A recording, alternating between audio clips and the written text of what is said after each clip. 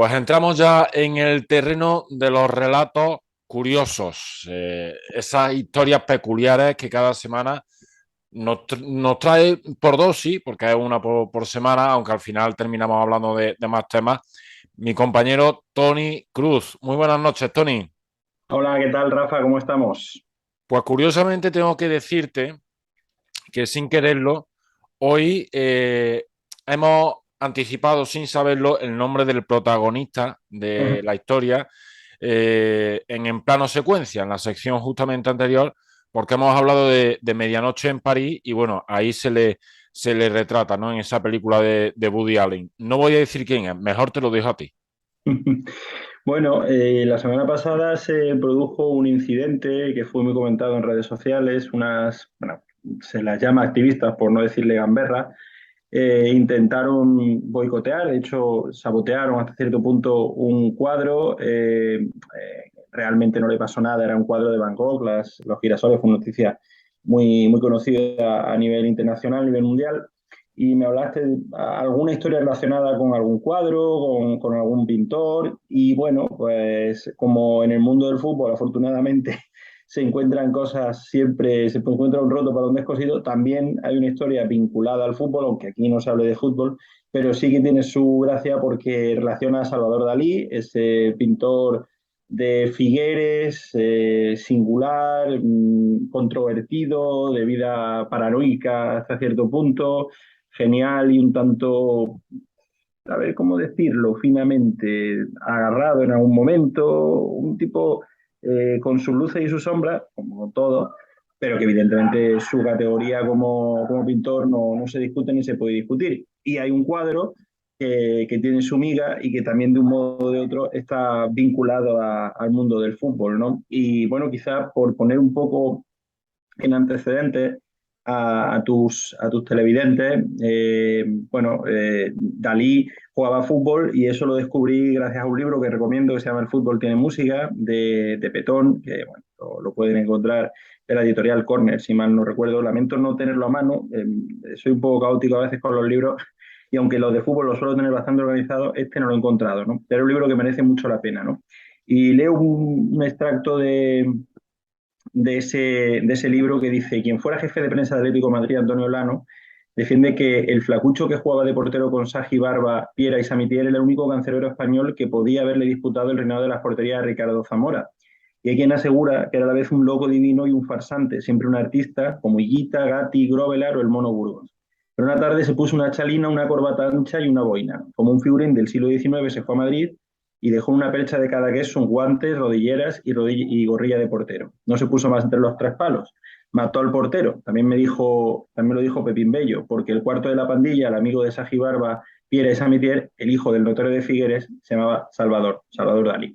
O sea que Dalí fue para futbolista, parece ser, según esta historia que cuenta Petón, y sin embargo se quedó como lo que fue un genial pintor y un tipo absolutamente único y universal.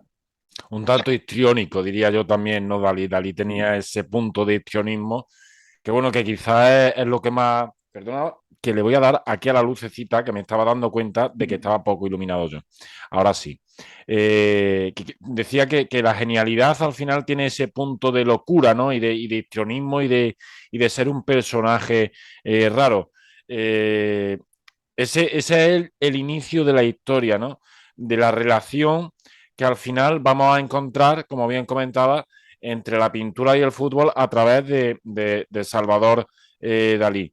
Sigue contándonos un poquito de esa relación primera de Dalí con el fútbol. Bueno, Dalí se fue a Madrid, dejó los guantes, partía con Lorca, con Muñuel, también con Samitier y también incluso con Ricardo Zamora, aunque no haya ninguna imagen, ¿no?, de Dalí lanzándose a parar un balón ni nada por el estilo, una pena, ¿no? Pero sí que existió esa relación entre el pintor ampurdanés y el fútbol hasta el extremo que en el año 77 el mítico equipo Santandreu, que se conoce como cuatribarrado, que la camiseta es muy característica, con fondo amarillo y cuatro franjas rojas representando la señera, pues está en una situación muy complicada y Dalí donó un cuadro a esta entidad, un cuadro titulado Gol, que es muy llamativo, ¿no? Representa una figura humana, antropomorfa, rematando a puerta y anotando un tanto ante una estirada inútil de un portero, y lo donó. De hecho, en el acto de presentación empezó a aplaudirse, porque se llegó a presentar el acto, ¿no? De hecho, lo recoge el Mundo Deportivo en las páginas. El 12 de octubre del 77 le dedicó la portada y toda una entrevista a Dalí, que acaba de ceder un cuadro al Santandreu, equipo que en ese momento estaría, estoy tirando de memoria, yo creo que estaba en segunda, pero vamos, estaba entre segunda y segunda división B, vamos, o tercera en esa época, ¿no? Entonces, él se levantó durante la presentación, se puso a aplaudir y empezó a decir: Cataluña acaba de meter un gol, ¿no? Y luego, pues, se puso a hablar, se puso a departir con los periodistas y concretamente con este señor, Ricard Machens, que fue el que firma la entrevista en el Mundo Deportivo. Y después claro, yo imagino que para un trabajador en los medios, entrevistar a Dalí tenía que ser una experiencia, ni buena ni mala. A mí me hubiera encantado, naturalmente, pues es una figura genial, ¿no? Por mucho que tenga, insisto, su luz y su sombra, era un tipo muy singular, ¿no? Bueno, pues se dijo que en esa obra tardó únicamente un día, porque Dalí dijo que tuvo una inspiración cósmica para hacerla, ¿no? Luego ya en esa entrevista, que insisto, pueden buscar, porque además la hemeroteca de Mundo Deportivo es de libre acceso, así que quien esté interesado lo puede buscar a través de hemeroteca.mundodeportivo.com, lo buscan allí, la fecha, la reitero, es el 12 de octubre del 77. Bueno, pues ya empiezan a hablar un poco de lo que fue Dalí como portero, que jugó en los Maristas, contó que se compró unos pantalones largos, unos guantes, para parecerse a Zamora, que era su ídolo en la infancia, y que él hacía hasta zamoranas, pero dijo que lo suyo es el arte, lo cósmico, ¿no? Y, y luego también hay un momento, bueno, delirante de estos suyos, que le preguntan a Dalí por Cruyff. Entonces, Cruyff responde: Cruyff, ¿quién es ese? Entonces el periodista le dice: el as holandés del Barcelona. Estamos en el año 77, ¿no? Y Cruyff estaba quizá ya no en su cima, pero era todavía una época en la que Cruyff era un jugador importantísimo a nivel mundial, ¿no? Entonces, bueno, pues insiste, le dice el periodista: es el genio del mundial del fútbol actual. Y dice Dalí: algo así como yo en la pintura. Dice el periodista: exacto. Y dice: pues sí, me parece haber oído hablar de él, incluso recordarlo de alguna fotografía. Le pregunta al periodista: ¿qué preferiría ser, Cruyff o Dalí? Entonces Dalí pregunta: ¿qué edad tiene ese hombre? Dice: unos 30 años. Y responde Dalí: pues bien quisiera tener la edad de él con el genio de Dalí. Así que bueno, ese era Dalí, ¿no? Que al final era un tipo singular en todos sus extremos, ¿no? Y bueno, pues en esa larga charla que tuvo con Massent, pues también le preguntan que qué le daría al fútbol Dalí, y este dijo que restaría todo lo que tiene de política, porque Dalí decía que era apolítico. Lo de Dalí apolítico, bueno, Correcto. más o menos, ¿no? Más o menos. Y la historia es que ese cuadro, si quieres hablamos ahora, también tuvo mucha historia. Pues sí, sí. La parte final de la entrevista, esta última que has dado, me parece realmente genial, realmente extraordinario, porque es, además aparte de demostrar lo que este hombre se quería, que se quería muchísimo, Sí, eh, aparte de eso, de ese ingenio, de tener esa capacidad de salir por petenera y hacerlo bien, ¿no? Y quedar bien y quedar simpático. dicen que era el primer inventor del marketing. No, no, fuera de broma. O sea, era un tío que se vendía muy bien, vamos, hasta el extremo. Esto entra dentro de lo apócrifo, no se sabe, que decían que firmaba cuando le daban esto insisto, no se sabe si es cierto o no. Creo, por lo menos hasta donde yo sé, no sé si es cierto o no, le daban las cuentas en los restaurantes y las firmaba por detrás. Claro, porque dice: bueno, a ver, cóbrame ahora, ¿no? Cóbrame la cuenta, porque ¿qué vale más? ¿Lo que he comido, lo que he bebido, O lo que he o un firmado. autógrafo de Dalí? Claro. Entonces, pues decían que eso lo hacía Dalí. No se sabe si era cierto o no, pero bueno, eso contaban de él, ¿no? Es un tío que tenía. Un personaje espectacular.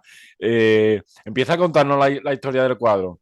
Bueno, pues la historia del cuadro es que ya nos vamos al año 2000, 2004. Y aunque parezca raro, el Santandreu, que ya por entonces ha bajado bastante de aquellos años 70, sigue sobreviviendo, ¿eh? El mismo Sant Andreu es un equipo pues, muy tradicional, muy señero en Barcelona. Y entonces, pues ese Sant Andreu acusa a Joan Gaspar, al que fuera entonces en su época presidente del Barça, de haberse llevado ese cuadro.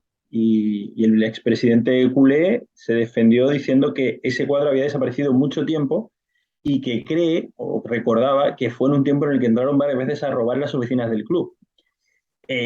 Claro, ese óleo acuarela, que mide 90 por 70 centímetros, está valorado en unos 6 millones de pesetas en su época, y en su época también llegó a estar embargado por los propios jugadores del club porque se le debía una gran cantidad de dinero en fichas y sueldos, ¿no? No se sabe, ¿no? No se sabe. Sí que se sabe también que aparte de esa obra genial, hecha en un día por obra y gracia del Cosmos, para salvar al Sant Andreu, hay otras dos creaciones peloteras de Dalí, ¿no? Hay un cartel conmemorativo del 75 aniversario del Barça, que también es de esa fecha más o menos, del 74, y una obra que también fue destinada a la inauguración del nuevo estadio, del Nou Estadi municipal de la Unión Esportiva Figueres, que en el 86 había ascendido a segunda por primera vez y bueno, pues hicieron un mural, bueno, que la verdad es que no sé si ese mural existe, si seguirá existiendo o si habrá desaparecido, ¿no?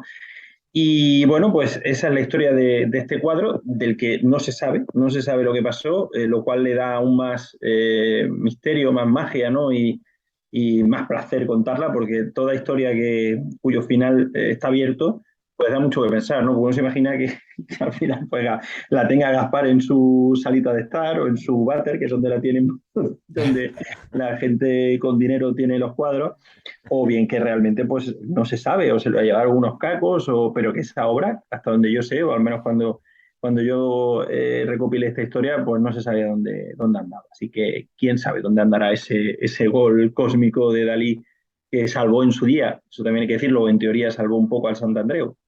Lo salvó de la extinción, de la desaparición, pero fíjate, porque me he metido rápidamente en una página que para mí es la mejor para esta materia, B de fútbol. El San Andreu descendió en el año 77 de segunda a segunda B y jamás volvió a estar en la categoría de plata. Fíjate, lo que son las Mm, cosas. El Salvador Dalí, que fue Salvador, que ese es el titular de la entrevista de Mundo Deportivo, Salvador de San Andreu, lo mm. fue, pero al final el San Andreu, curiosamente, se quedó fuera de la categoría de plata ya para siempre. Eh, Un Tony, Sant Andreu, perdóname el sí, apunte, que siempre yo me acordaré por una eliminatoria de ascenso a Segunda División A, año no recuerdo, 94 o 92-94, con Ramón María Calderé, jugador internacional que jugaba entonces en el Sant Andreu, y un partido que jugaron contra el Lugo y que les arbitró Japón-Sevilla. Eh, las declaraciones que invito a los aficionados al fútbol que nos estén viendo a que busquen Japón-Sevilla, Santandreu, Ramón María Calderé, ¿no? Porque las declaraciones que hicieron se quedaron a gusto. La verdad que el partido fue un escándalo, ascendió al final el Lugo, es el año 92. Y bueno, pues que lo busquen porque fue muy singular también ese partido. Fue la vez que más cerca ha estado el Sant Andreu de volver a segunda división, si mal no recuerdo. pues habrá que buscarlo, habrá que buscarlo. Precisamente con Rafa, hoy hemos hablado también de cuadros robados. Empezamos con la Gioconda, hemos seguido después con otro robo famosísimo en el Museo Gardner de Boston. Eh, Hay que ver, del cuadro del gol cósmico no sabemos absolutamente nada entonces, ¿no? Nada, aparte de esas hipótesis, de esas especulaciones, quién sabe, ¿no? A saber, es que atendiendo incluso a la propia naturaleza del pintor, no sería tan extraño pensar que incluso el propio Dalí pues, lo hubiera recuperado, no se sabe, ¿no? Dalí decía que una frase que le dijo a Paloma Chamorro, la mítica mujer de los grandes pelos, presentadora de La Edad de Oro, ¿no? De ese programa mítico, le dijo que era muy mal pintor porque era demasiado inteligente para ser buen pintor y que para ser buen pintor hay que ser un poco bobo. Y que también decía que prefería hacer cuadros malos y vivir más tiempo. Hombre, poco no vivió porque la vida le fue generosa en los años que tuvo, ¿no? Y de hecho, es más, estuvo trabajando más o menos hasta el final de sus días, ¿no? Así que bueno, no se sabe qué fue de ese gol, no se sabe qué le pasó a ese cuadro de Dalí, que a mí particularmente me parece bonito, ¿no? Y que además es de agradecer, ya mirándolo en perspectiva, ya totalmente en serio, que aunque bueno, fuera dentro de su particular universo, un pintor universal como Dalí, pues le dedicara un ratito al fútbol, ¿no? Algo que, bueno, que otros pues no lo han hecho, ¿no? Y al final, bueno, pues ahí quedó esa historia del cuadro y demás de Dalí. Bueno, sin ir más lejos, Miró también pintó a mí Miró me gusta menos que Dalí, cosas como son, lo voy a decir también, esto es opinión personal. Pero Miró también hizo varios, si mal no recuerdo, sellos y el logo de España 82, por ejemplo, ¿no? Así que bueno, sí que ha habido más de un pintor relacionado de un modo o de otro con el fútbol, ¿no?